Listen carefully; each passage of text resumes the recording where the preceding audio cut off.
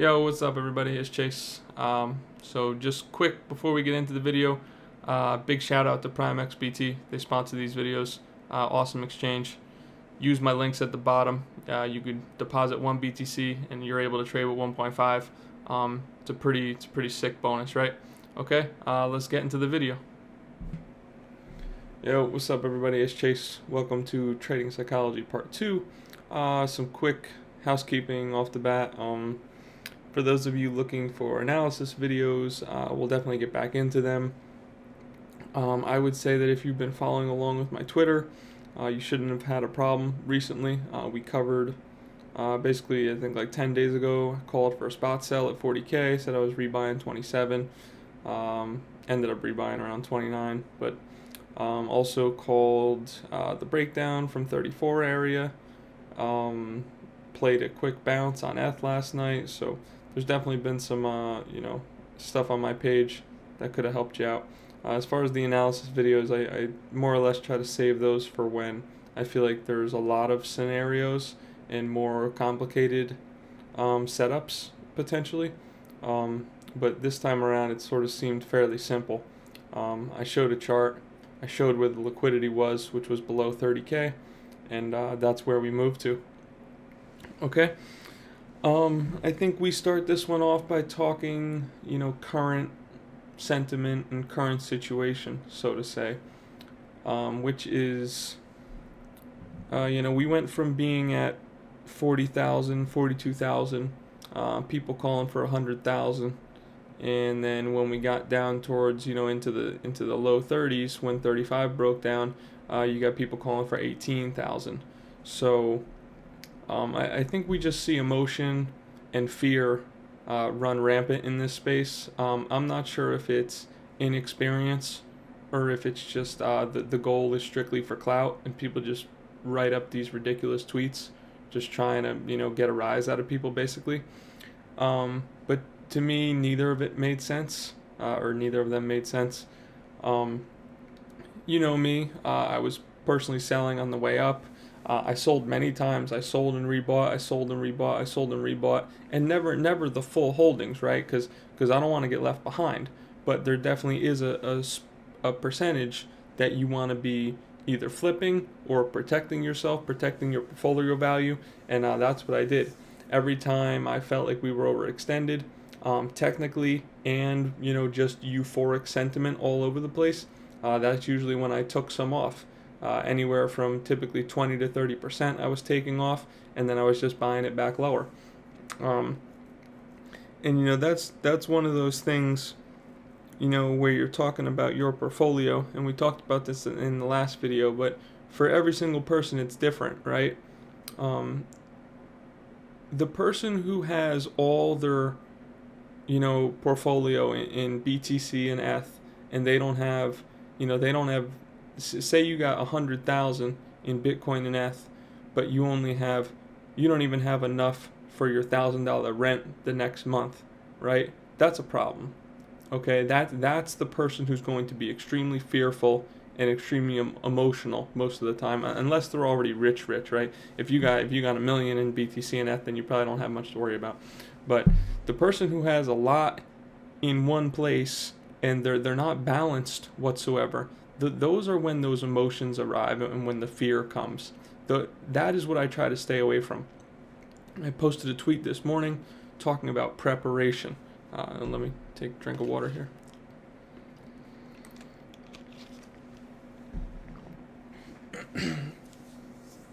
So, preparation, basically we want to always be, in simple terms, it's sell high, buy low, right?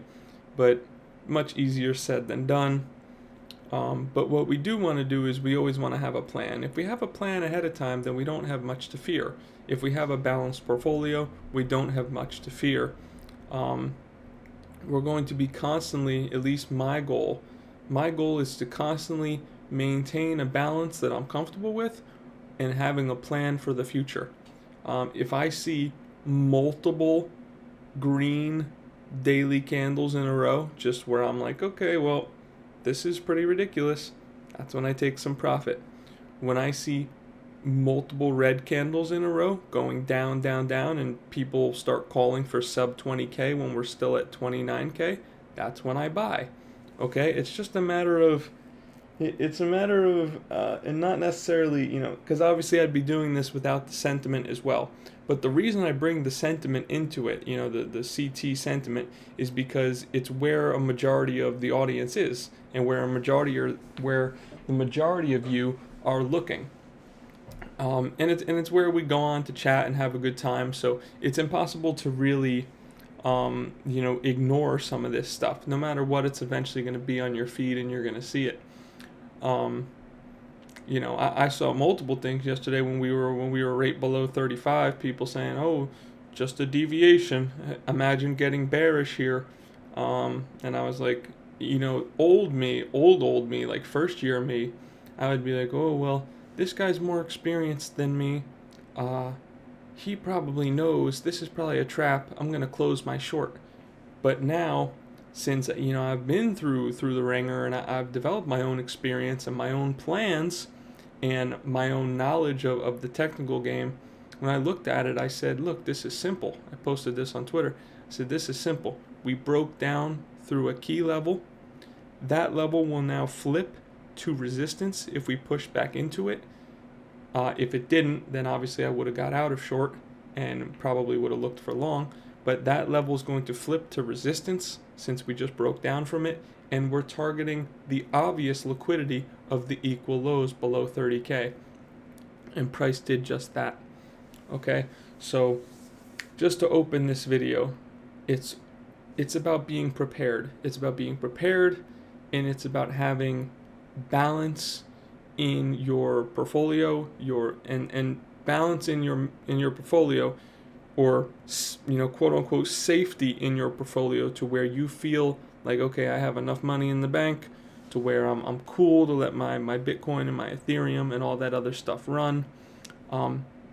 That's what you want. Okay, once you have that balance down, you can go to sleep at night and not worry. Literally last night I went to sleep, bids at 29, 28, I had some more at 26, 24, and that was more than I had even sold, right? I was going to buy even more. Only one of them hit, but that was a good majority of what I sold at 40, so I'm happy with that. But yeah, I didn't fear anything. I went to bed and I said, okay, well, let's see what happens in the morning. Hopefully I wake up to some fills. And hey, I got some fills, and that's good. Okay, so let's start with a tweet here, and we'll sort of tie this all together. Obviously, I dug up some tweets beforehand, but this is all off the top. Don't prepare anything beforehand. As I said last time, the goal here is really to dig through the thought process and try to provide, as much valuable information as possible to help you guys along. All right, so first thing that, yes, this sort of does tie in here. My tweet goes, the more noise on your chart, the more difficult it is to see nearby setups. You'll be surprised when a setup appears, quote unquote, all of a sudden after starting a fresh chart and focusing on the local price action. So this definitely applies to what we were looking at with BTC, and how there was a key level on BTC right around, just let me pull up the chart just so I can be accurate here. I will render these as videos in the future. It's just my computer is shit right now, and it's impossible to buy a new computer. My computer's about 7 years old, and I'm not going to build something that I don't want, right? So I'm waiting for the 5950X and some other parts, and they just don't restock. So I'm rendering these without videos, otherwise they take like 2+ hours to render. Okay, so the area was 34.7, right? So I had drawn up a fresh chart, and I said, look, we had price bouncing off 34.7, or that area, 1, 2, 3, 4 times. 4 times we had buyers there. 5 times in total if you count the initial, order block. So 5 times people bought there. When we broke down, we have to think, okay, this is either going to flip to resistance, or the breakdown is just going to simply continue. That's very simple. It doesn't require a lot of extra thought All you needed was a fresh chart and to say, okay, look, here's where we broke down and where is the nearest major liquidity, because this is a major breakdown, so we're aiming for major liquidity. That's what I said in the tweet. It was very simple. We broke down, we went below 30K. That was the plan, worked out. And I saw that just from a fresh chart. I don't need a lot of levels.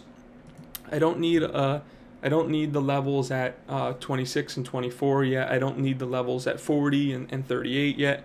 All I needed was those two things to know what was going to happen. Where the price was headed towards, the path of the least resistance. The path of least resistance was down because that 34.7K area was now serving as major resistance since we broke down from there after people had bought there 5 different times. We had bought there over the previous week or so. And sorry, just let me move around here. So yeah, you had your buyers in there and you had your liquidity below, and those were the only levels you really needed. You didn't need any other noise, as I would say, on your chart, because all that noise is going to do is make you overthink a simple setup in a simple scenario.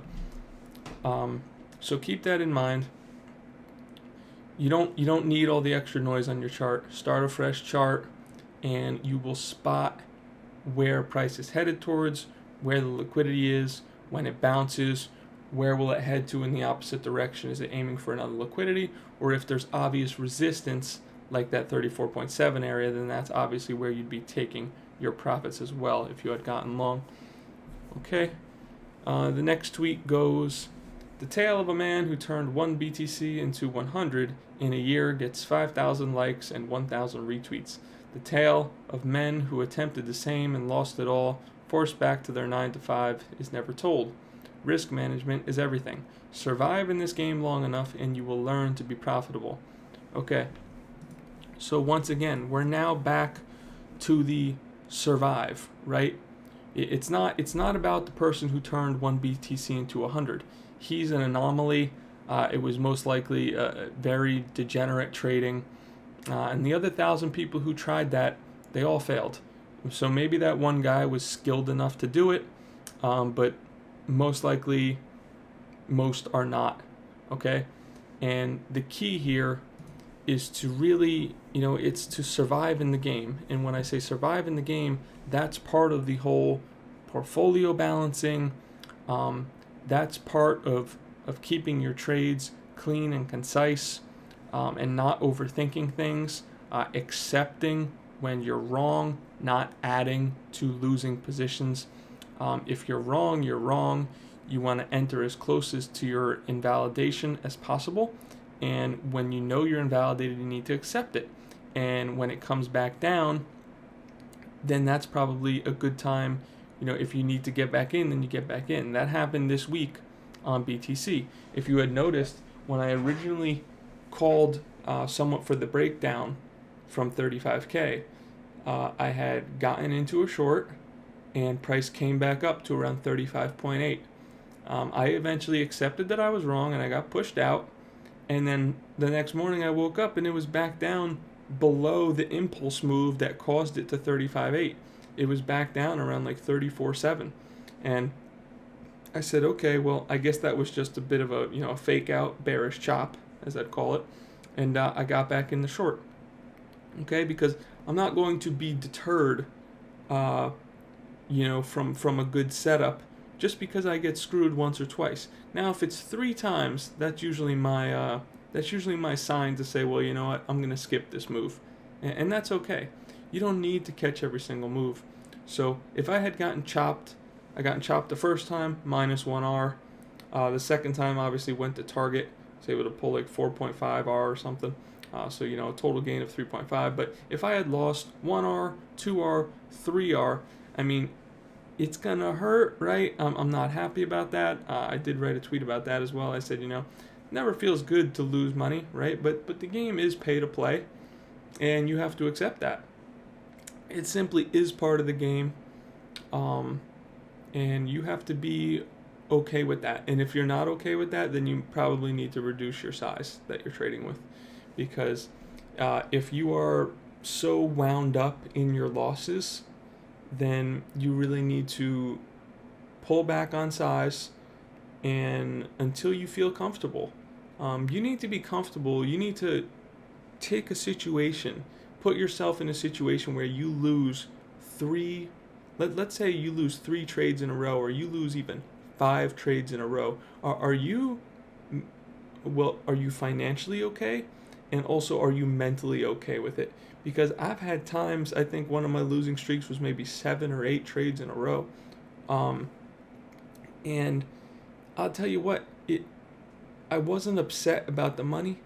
It was, it starts to hurt your confidence a bit, and now we're starting to talk about 2 different things.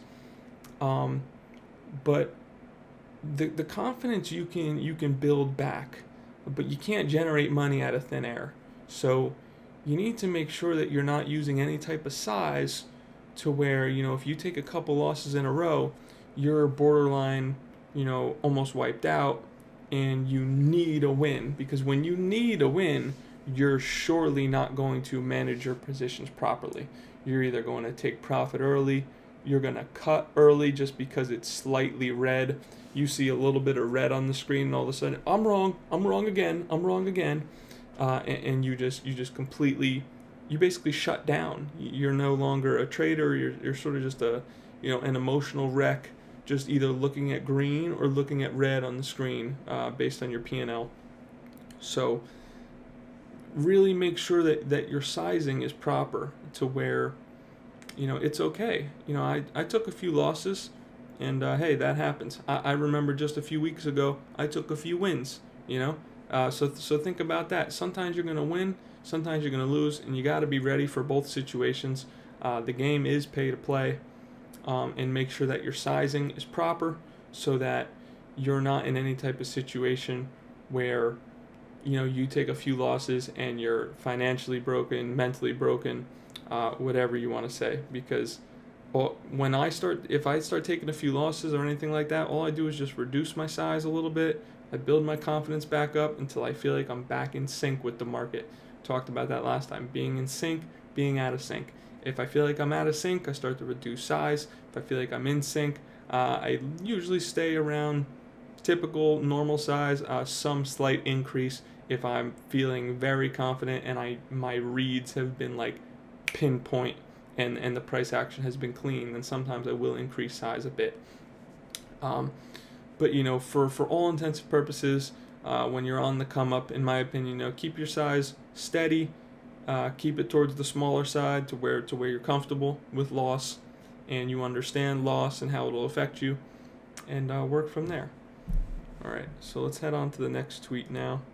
I will be answering, as I said, I posted earlier in the week, and we'll do this each time there's a psychology video, that I said for people to post about any issues they've had, basically trading psychology related, and I do my best to answer their question or their comment, something along that nature. Okay, so the first one is from @StoicTrader, @StoicCrypto. He says, for myself, I struggle with missed trades, and when price goes my way, I feel the need to be in because it was planned. I was right, and my analysis was right. I then do 2 mistakes. I start chasing and get a shittier entry. I enter a bit early, or I enter a bit earlier, no confirmation because what if? Okay. So first off, before we get into this, understand that anything I say, some things maybe, like tough love or whatever you want to say, there's nothing being said to try to offend you. I strictly want to help you. And if you know anything about helping people, only the truth helps, right? You can't lie to someone and help them. You have to tell them the truth and how you feel. So that's the plan. Okay, so let's first off, let's decompress this a little bit and start from the top. For myself, I struggle with missed trades, and when price goes my way, I feel the need to be in because it was planned, I was right, my analysis was right.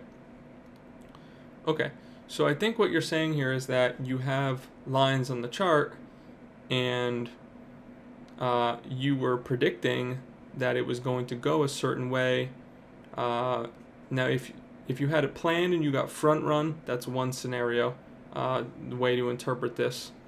And the other scenario is just lines on the chart, but you didn't actually take the trade. Okay, so let's cover the second part real quick. Lines on the chart, but didn't take the trade. Once again here, reduce size if need be. Take trades, right? Reduce size, trade more. Reduce size, trade more. That's something I always say. Trade.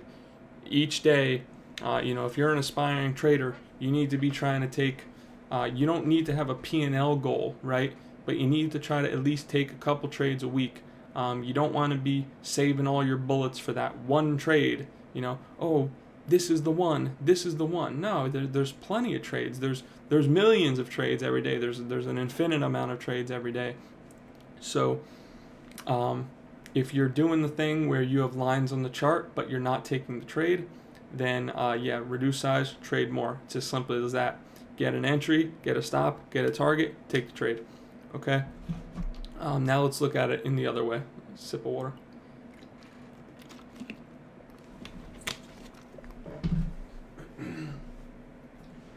Okay, so the second part here is I struggle with missed trades. We were talking about if front running. Yeah, so if you had a plan and you got front run, first off, your analysis was not 100% correct because you got front run. This happens to me all the time. All the time I get front run. Now, if it's exchange specific, if you're getting front run specifically on said exchange, that could be an issue with maybe consider the exchange that you're on. I've noticed that a lot. I'm not going to name any exchanges in specific, but there's some exchanges that just seem like they're full of apes, right? And whichever way they're literally just complete emotional apes, and whichever way the price starts to go, it just completely falls out of sync with spot. So if people are bullish, right, a dip to 35 might only hit literally 35.6 or something. So say on spot wicks to 35 flat, and some of these leverage exchanges only hit literally 35.7. It's absurd. Sometimes it's a $700 spread, $1,000 spread I've seen. So in that situation, you need to understand that you're not wrong, right? So your analysis was right, but you are going to need to loosen your criteria a bit. And for someone like me who prefers to try to be extremely precise, try to get high risk reward trades, I found myself having to leave my sort of 5 and 6 R trades behind and be more comfortable and content with getting 2 to 3 R because I was getting front run a lot. And there's the other situation, right, where you can just say, okay, well, if this is the support block, right, well, let me just front run the support block a little bit and put my stop rate below the support block, because there's not a chance that if everyone's front running and this is going to hold, there's no way the whole block is going to get filled. It's going to get front run like all the other trades. Okay, so 2 different strategies there. You can open up your trading criteria and be more okay with lower risk reward trades, 1.5 to 3R by just putting your entries a little bit above the level, front running like everyone else, which it's unfortunate, right? I'm not a fan of doing that, and I think I think it's shitty that sometimes you have to do that on some of these leverage exchanges, but there's really not a way around it. You have to just take what the market gives. And the other way is you can still get higher risk reward trades by simply just front running the support level and keeping your stop slightly below the support. Because we know if it's super bullish and everyone's aping and people are front running the level, then there's no way the whole level is going to get filled. Your stop should be safe. Alright, he says, I then do 2 mistakes. I start chasing and get a shittier entry. Just don't. Okay? Missed trades happen all the time. If you can't slap a risk reward tool on the chart and get at least 2 risk reward, I'm not taking the trade. Okay? If you can still get 2, then maybe you can take it. But really, you don't need to chase, right? Enter as close to invalidation as possible, and accept the risk from where it is. Taking a shittier entry is just not something I can even ever consider. Um, if you're talking like an alt or something, you're sort of getting into a different area. Like, if an alt is already 3x, but you think it could go, 20x, that's your personal call, right? I'm not huge on playing the low caps at the moment, but yeah, that's definitely a different scenario, and you just have to make your own decisions there, how confident you are in said project, right? But as far as on a normal chart, talking like BTC or ETH, or a high liquidity alt, there's no reason to take a shittier entry. Just find the next move. It's as simple as that. Don't be emotional about it. Just accept that you were close. You got front run. If anything, you got front run and it went your way. I mean, you were right. That's a confidence booster. Okay, you were right. Your entry was just slightly front run, and that's okay. You're gonna catch the next one by adapting to that front run. Okay, so let's move on to the next tweet here.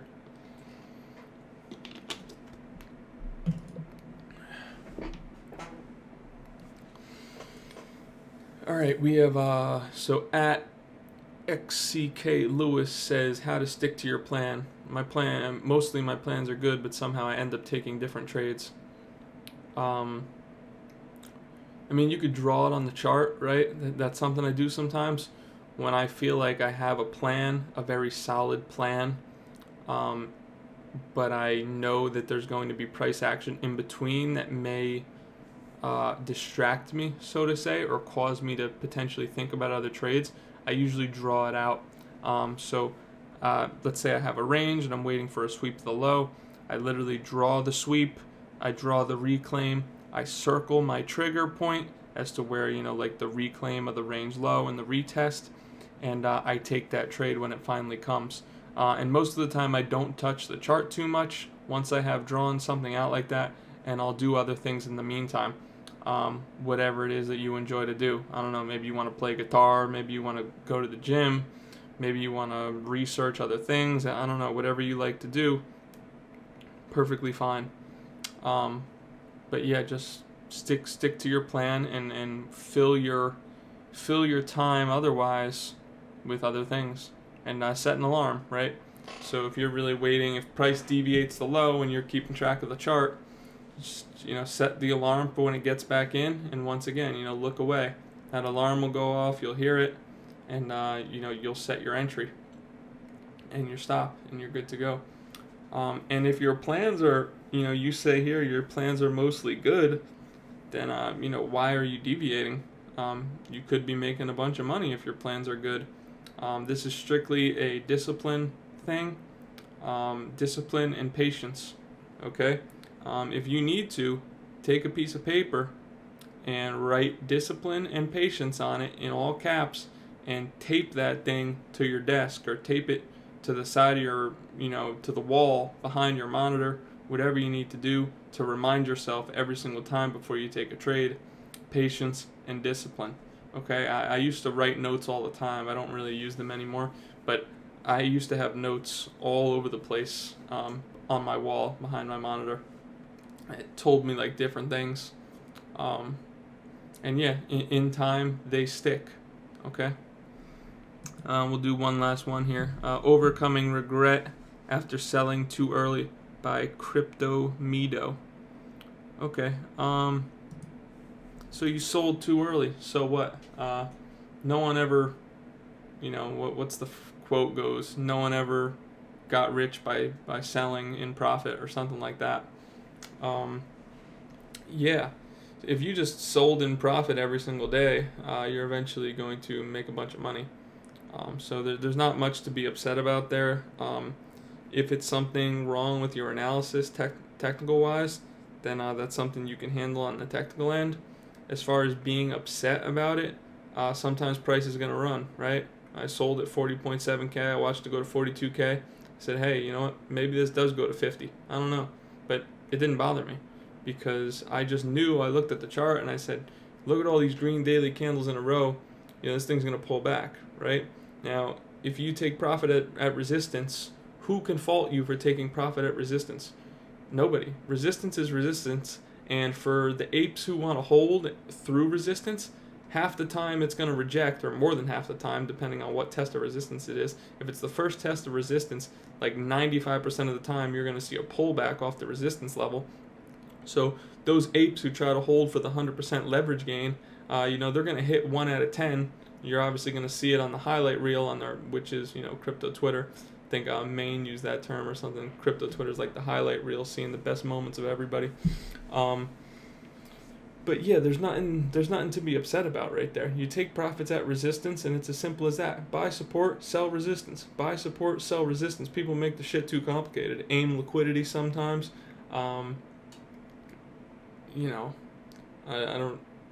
It's tough to put into verbal without a chart in certain scenarios when to aim liquidity and when to aim resistance. But typically the larger moves aim liquidity, and the more in-betweens can aim for support and resistance. Obviously there's liquidity to be tapped in there as well. But just in general, right? You're not losing a whole lot by taking some profit at resistance. Most of the time, that's what you want to do. And there's also another scenario. I mean, you could do what I do. A lot of the times, if I think a resistance could break, then I am taking 60% profit at resistance. I'm going to allow 40% to run, some type of a trailing stop or stop at break even. So that's always an option. That's it. It's okay. You can't be upset about taking profit at resistance. Now, if you're taking profit before resistance, once again, you're probably oversized or something, or you're looking at the P&L and you're saying, oh, wow, look, I'm up $1,000 in a day. Holy shit, I got to close. I got to take profit. Well, you're no longer trading the chart. You're trading the numbers on your screen. And actually, if it went the other way, you'd be down 1,000 and you'd be all upset. So once again, keep the size relative to where you're comfortable and where your trades can play out.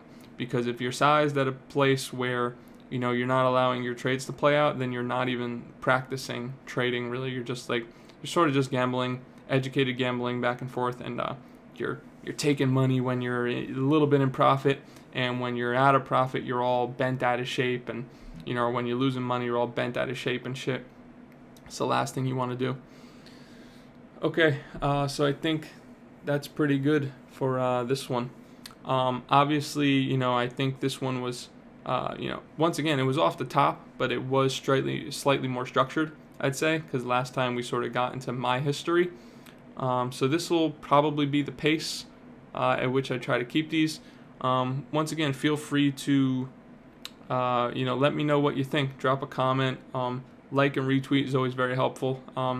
I've had these conversations with myself 1,000 times, right? I don't really need to have them for the 1,001st time.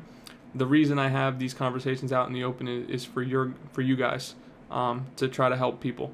So yeah, like and retweet spreads this to as many people as possible, and that way I can help as many people as possible. That's obviously the end goal here.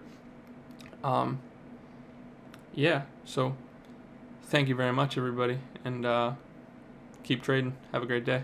See you later.